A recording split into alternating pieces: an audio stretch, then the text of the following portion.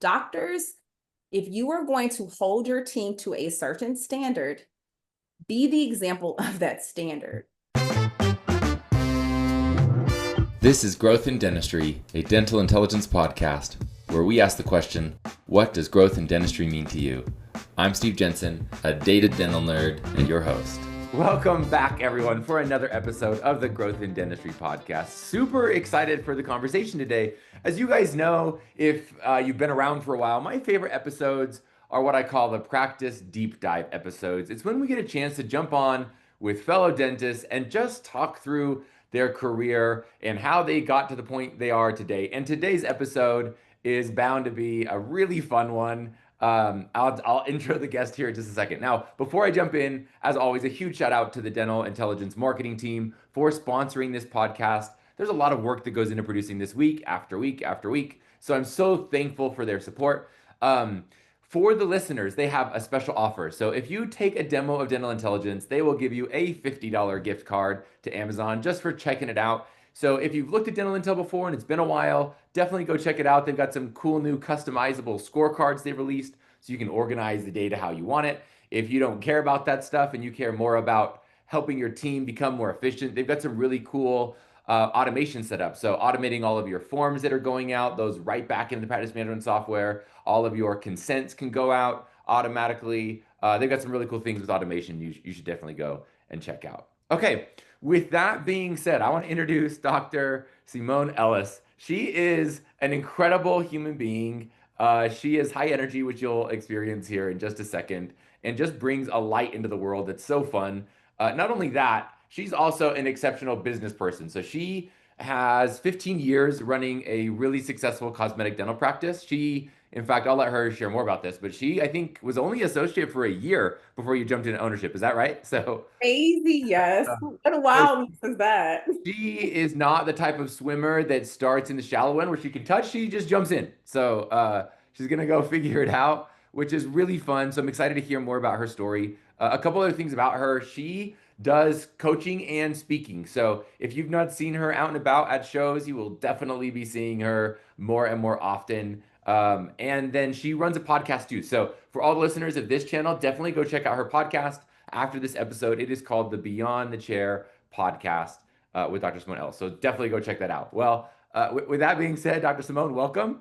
Thank you so much for having me. I'm super excited for this conversation. And more importantly, as a podcast host to another podcast host, I know the amount of work that goes into it. So thank you for creating content to put out there for us to listen and enjoy as well. I appreciate that. Yeah, for sure. Okay, I wanna first dive into your story. So I think that's always interesting for folks to hear. And so why don't we just start with like why in the heck did you even get into dentistry?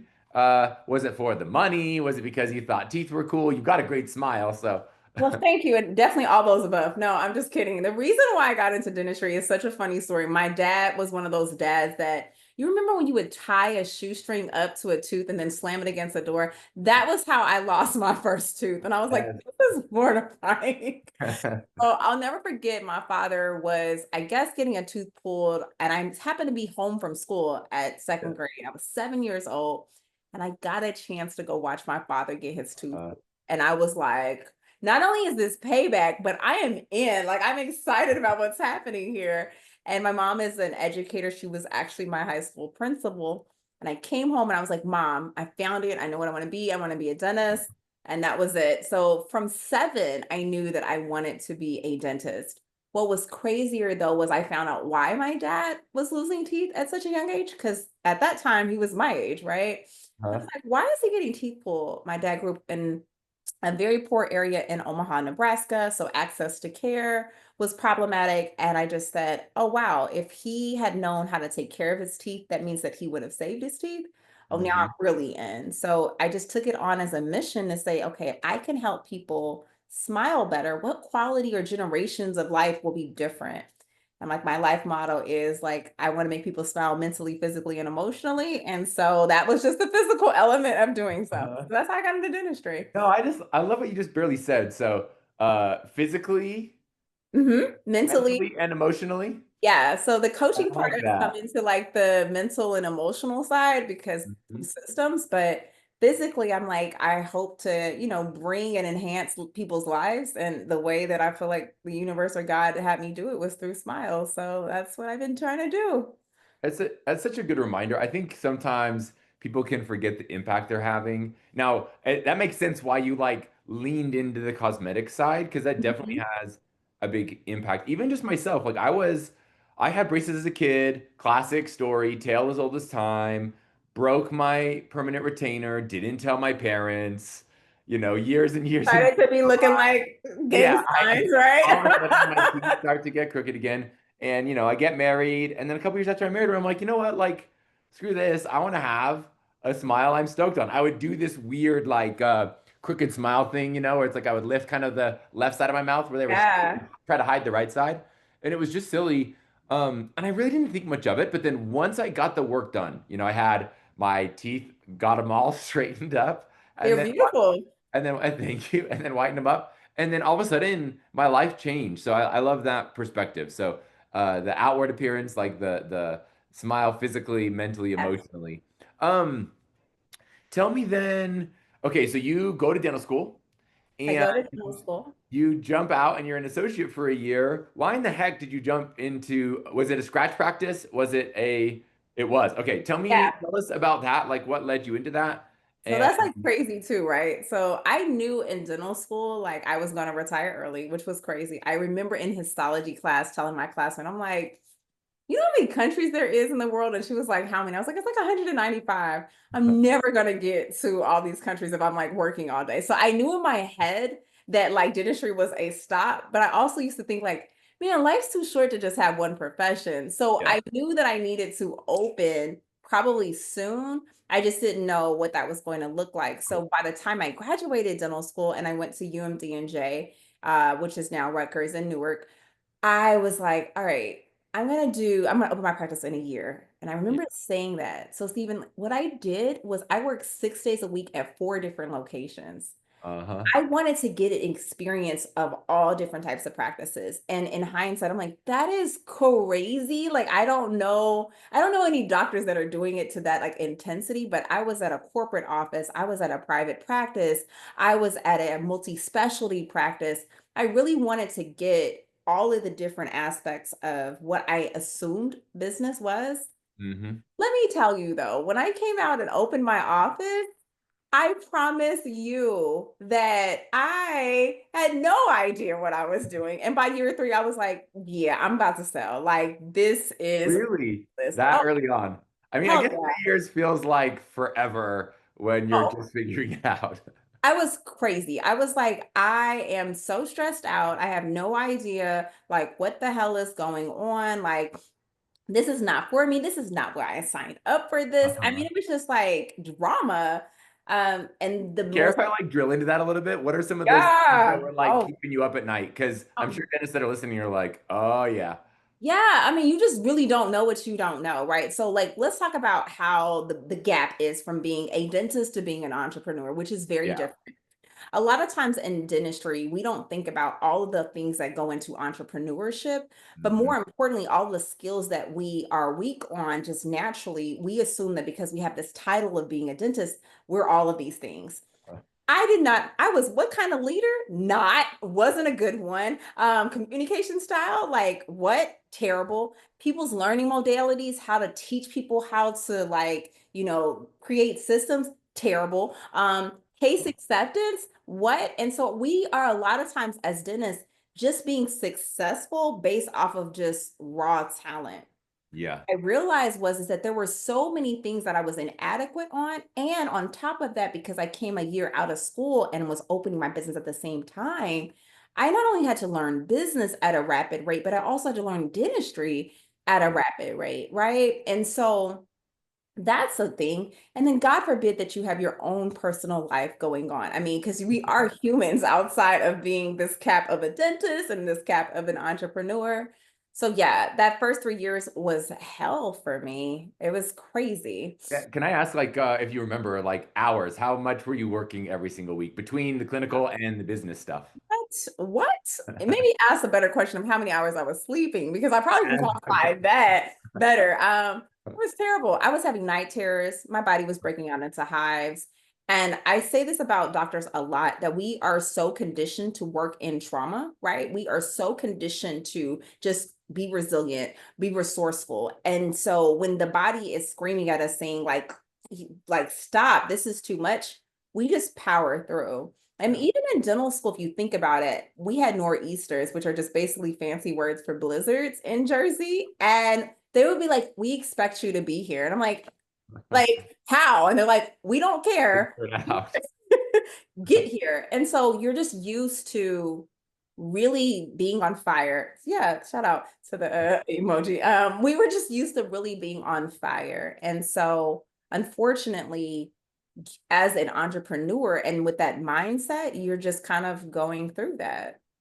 So let's talk through then. I think an interesting next place is maybe hearing some more about breakthroughs. Because if Yeah, you at 3 years wanted to quit and just like throw in the towel, sell it, and like, okay, I'll go be an associate, yeah, that also would have meant that you would throw in the towel on this dream you had in dental school of retiring early too. Like that was one of the right. goals. And maybe you Yeah, can, maybe you could, you might be able to like hack it between some like risky investments as an associate, but probably not. probably not. It's Probably not. probably gonna work Nah. a So career, which is okay. Like some people like totally want that, and that's okay, but that is not the path that you wanted to pursue, and a lot of dentists want to pursue. So is it cool? Do you mind talking about some breakthroughs? Like what? Tell us about that transitionary time, because I think even most professionals, like I'm sitting here, a non-dentist, but on the business side, and man, I've had times in my career where it's like I would go home and just cry, where it's like, what are we doing? You know, why like are we here? Right? this Like, is what is I'm traveling a ton, I'm working so much, and then there are times when you make breakthroughs and you're like, oh, okay, like this is what we're doing, and it can be really exciting. So I would love to hear about kind of your breakthrough years and what got so you through. yeah, so year three, I really was about to sell. So I was married at the time and I was just like, I'm over this. My husband, and I want to also throw this out here too. As a woman in dentistry, it's very interesting, and I know that your women listeners will probably connect to this. Um, Men have a great opportunity a lot of times to really be in their quote unquote masculine energy, so to speak, Uh-huh. at their job as well as when they go home because that's their role. But as a woman, especially an entrepreneurial woman, we have to kind of have very dominant, you know, it's more of like trying to get things Yeah. done, but it's sometimes very hard to transition that from a 20-minute car ride to home to now all of a sudden being this soft woman. I struggled with that deeply. Like I was just like, how do you want me to switch this? So my husband at the time was like, yeah, we also need this to like stop as well. So I decide that I'm going to go sell. And the breakthrough was with the broker, actually. My practice was successful.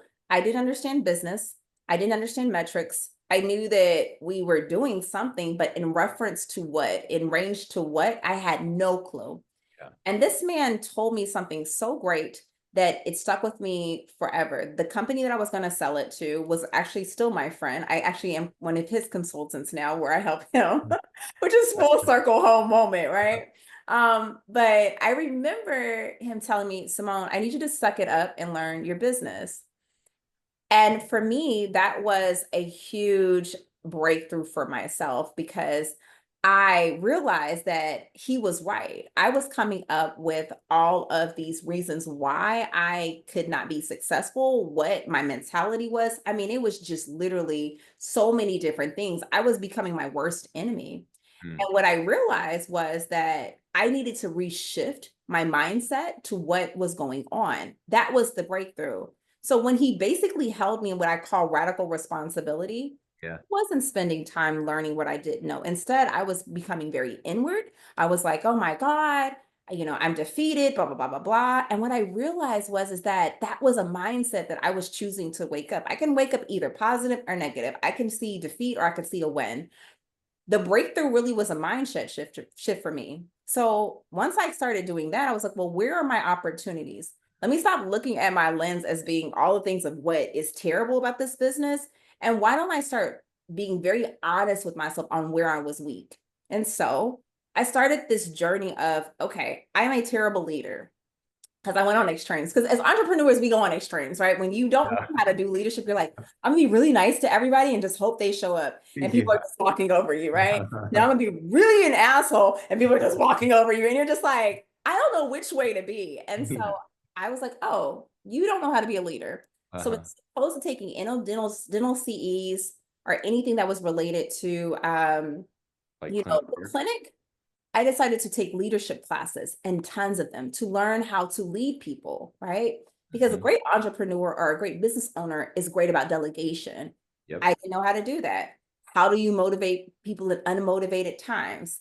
Throughout my business history, I've had the pandemic, I've had Harvey, I've had, storms that have come through.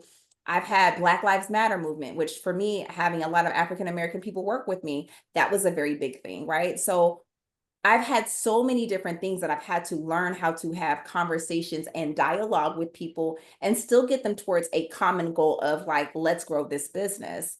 I didn't know how to do that. So breakthroughs from that is learning. You know what's a really big breakthrough for me consistently though? Yeah, I want to hear. Travel. So travel for me gives me an opportunity to see the world in so many different lenses. And I'm not talking about bougie travel, although she is a bougie girl. I'm talking about travel where I'm getting the opportunity to be with people in different backgrounds, different walks of life. I went to Kenya during the pandemic, and I remember seeing people on the highway without shoes, right? And a lot of people without shoes. I remember telling the gentleman that was doing our tour that they were giving the stimulus checks away, right? And Yeah. $1,500 in America. And I remember him telling me that it would take him 5 years to save up $1,500 for his Wow. family. 5 years.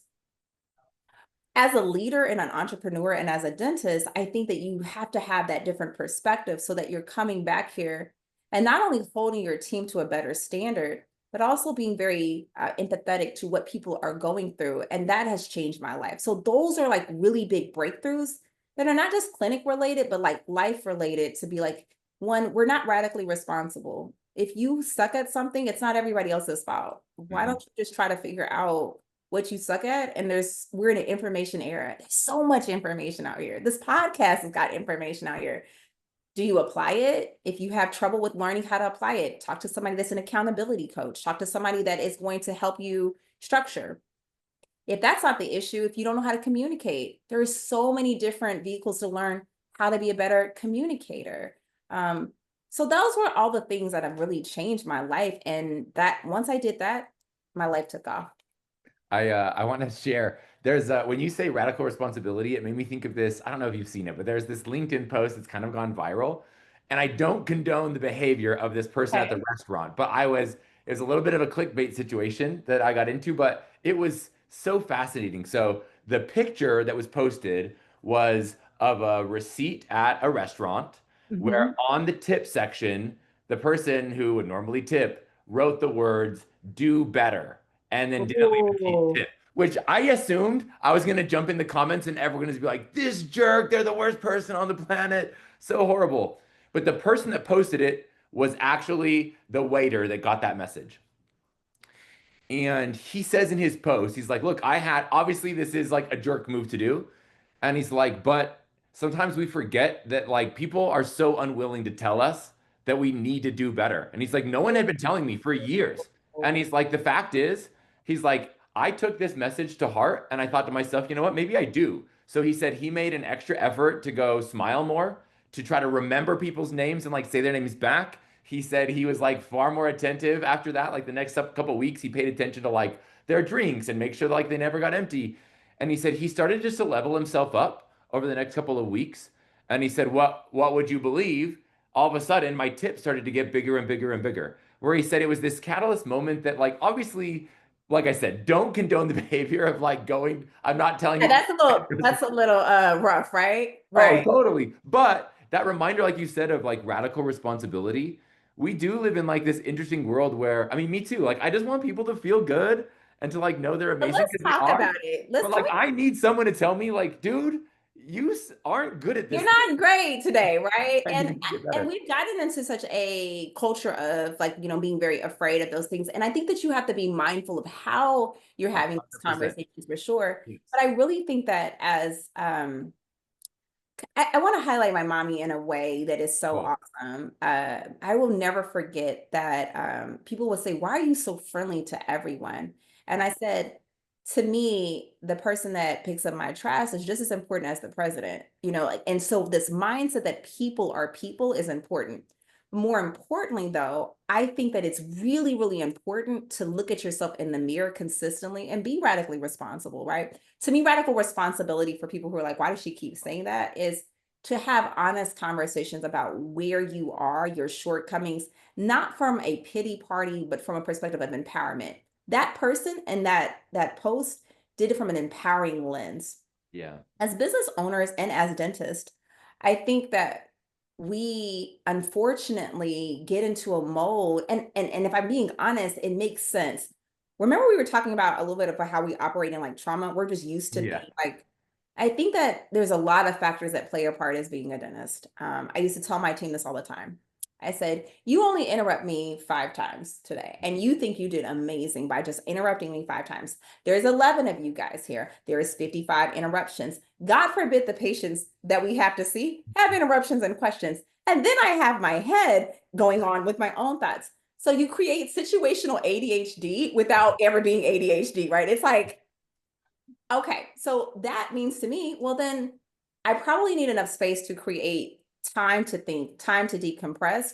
But then I need to look at myself in the mirror and say, from all of this feedback, what am I getting and what do I need to kind of filter out and what is good and what is not?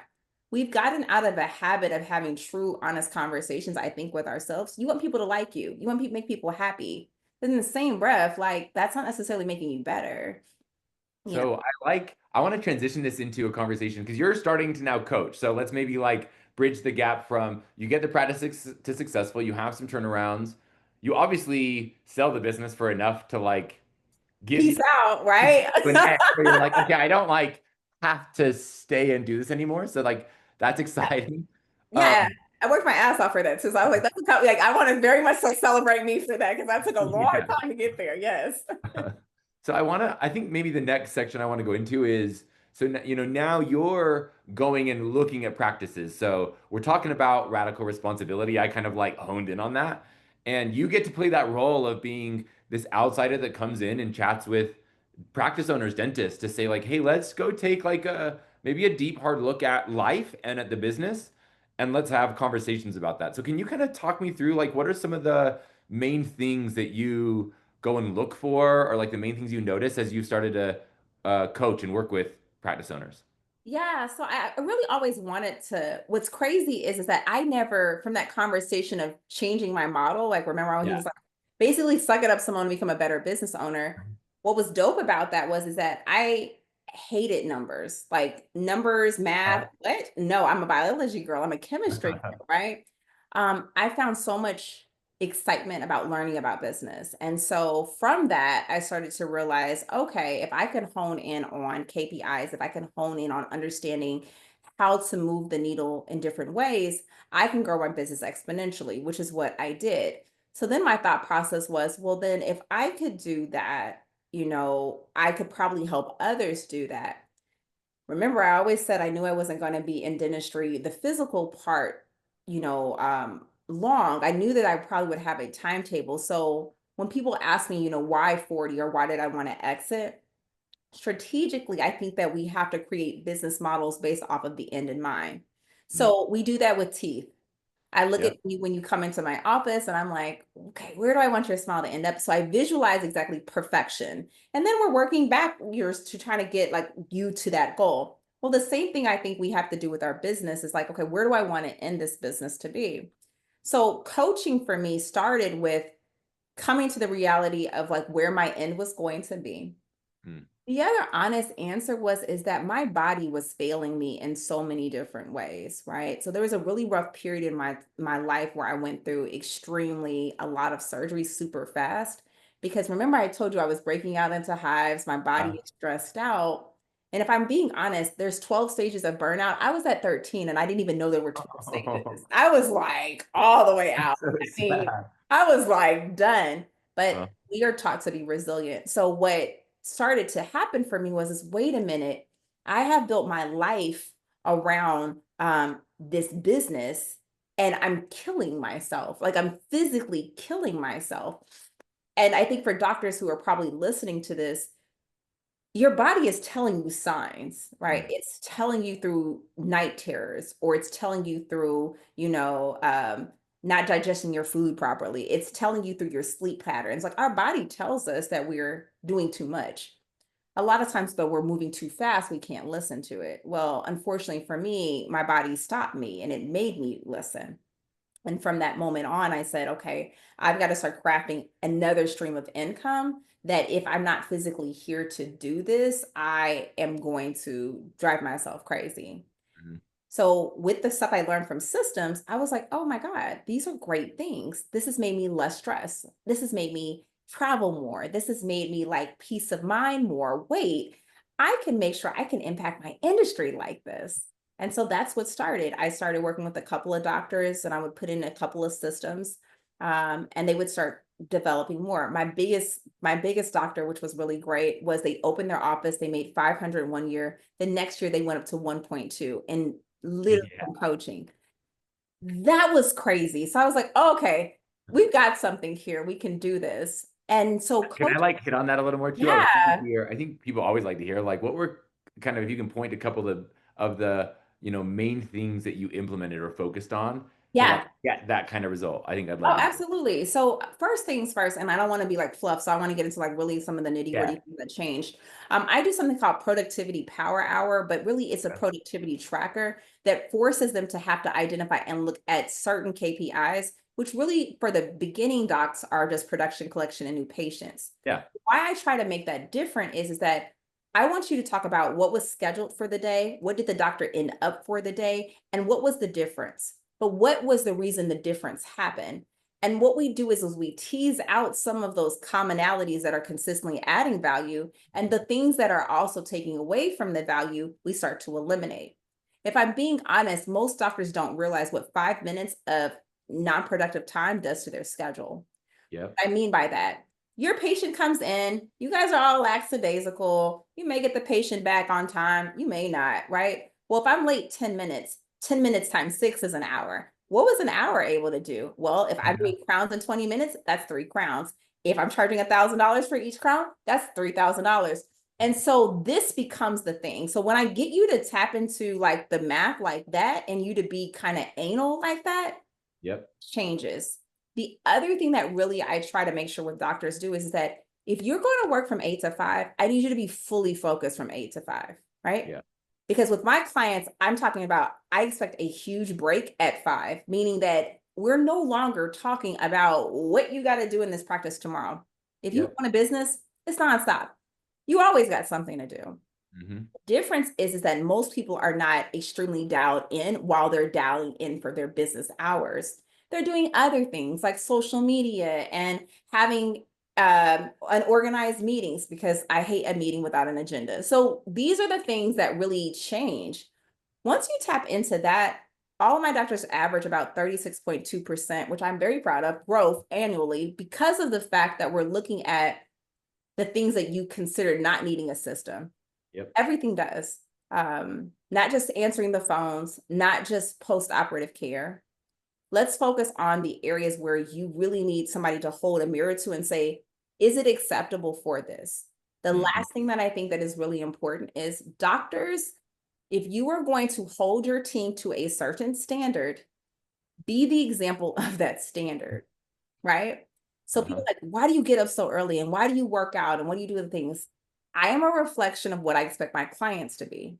So if I am going to be about health, then I expect for you to look like you were healthy. So I get up, I work out, I drink my water, I stretch, I meditate, I do the things to get myself mentally, physically, and emotionally ready to absorb all the energy that I know is going to come at me today. Because we know dentistry is crazy. Did you see the SNL skit that just happened? It's hilarious. Have you seen it? It just came out last. Oh my God. So good. Oh, it's so great. They do a Hippocratic oath about how terrible dentists are. And it's great. No. Dentists, So they have good. a dental graduation and they Uh-huh. are, I mean, it's hilarious. But my point is that we absorb so much throughout the day. So when you can hold your team to the same standard that you hold yourself, that's where that math starts to come. Hmm. Yeah. And I think most doctors we kind of want to half do it, right? We kind of want to half show up for morning huddle. We kind of want to half expect greatness. And then we're mad that our team isn't performing to the excellence that we are demanding of them, but we are not really trying to be as excellent as we can be. Yeah, I agree with that. I think even just going off that last thing that you said, uh, some dentists might wonder, like, is it really worth all this work to like tweak and to improve and put on the effort? And I'm telling you, like, one of the things that makes life more exciting for me is when I have like this clear path where I know I'm closing the gap between where I am now and my potential. And Yeah. if I like feel like I've got a clear path to that, and it's like, okay, I've got a vision for how I'm closing that gap, that's exciting. That's thrilling. And I think one of the parts of dentistry that can be tough is you can get into kind of a hamster wheel feeling where you might lose track of that potential or that gap that you're trying to close. Yeah. So I love the way, Dr. Ellis, that you're approaching that with dentists. I mean, if I was a dentist listening, it'd be a no-brainer. I'd be like, oh, I got to talk to this woman. We need to Come have talk to me. I would love to hear it. Yes. we have a conversation, which I will just say, and I'll say this again at the end as we wrap up, but I will put a link to Dr. Ellis's website in the show notes. It's drSimoneEllis.com. That's Simone Ellis, Ellis. I'll put that in the show notes. And she does offer a 30-minute free consultation with her. So just know that that is in the cards since I'm like mentioning talking to you.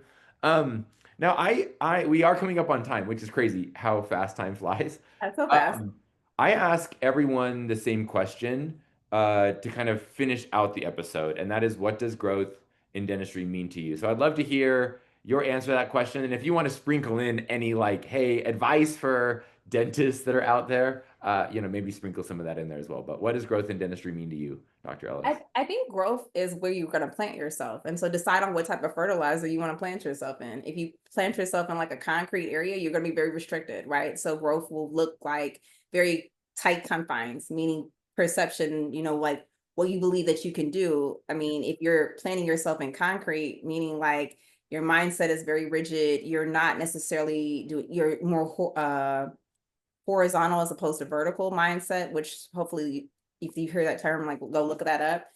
Your growth will be limited. So try to plant yourself in a way around great fertilizer. And what that means to me and great soil is, first, start off with you. Make sure that you're taking care of yourself fully. What is all of this for? At the end of the day, what is all of this for? And if you cannot clearly define what that looks like and the people that you are around can't really see that from your actions, I think you should look at that. Next, I would say, what other soils are the component to make sure that you're great? So, what are you feeding yourself? And I'm not talking about food, although that matters, but like listening to stuff like this is great. Taking the opportunity to really make one of your commutes to your job something of food to feed your soul that's going to be great. Zig Ziglar came with the automobile MBA, which is really Uh-huh. a side to like on your travel, at least one commute in 2 years, you'll have an MBA. So think about what you're feeding yourself. And then also like your tribes, right? Like your tribe of people who are supporting you, surrounding you. And if you are not around, I run with Eagles. My whole squad is Eagles. And they are freaking phenomenal humans. Like I'm very average amongst all of these Eagles. But what's dope about that is that you're yourself. They will push you towards excellence. And when you are not on your game, they will call you out on that. So that's important. And last but not least, have grace for yourself. I think that we in this industry are very tough on ourselves. We have a very strong comparison, mentality, and it's your race to run. It's no one else's. And I've had to learn how to pivot between all of these challenges. Right now, I'm treading a path that I have no idea, where is it going, but it feels like it's going up and I'm loving it. So, I make sure that I keep myself rooted in great soil. So growth in dentistry means to me, basically foundationally, what is helping to push and propel that growth. I hope that kind of Yeah, is that was so good. going. I mean, it resonated with me. I'm over here getting chills, so I'm a fan. As you were talking about the soil of the people you surround yourself with, like I was just thinking about, I went on a run on Sunday morning with one of my close friends, and it makes a huge difference. So, like for context, my wife and I are having our fourth baby this fall, which I'm stoked about, and it's And it's like, Congratulations. thanks. It's like the end of like having kids, like four. That's where we're gonna finish.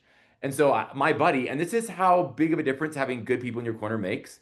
Like, of Mhm. course, me, I'm thinking like, oh, I'll take some paternity leave and I will have a cool experience. But he's like, hey, like this is your chance to think about your family as your customer. And this is like the big like pivotal key moment where like your family's complete. So he's like, dude, I would invite you to really think like how are you going to show up and make sure that this like November, December are like the coolest experiences for your family. So you can put like that Mhm. capstone on, hey, we've been building this thing and now like this is it. This is our family, this is our group, and now we're gonna go do something really cool for the next, rest of my life.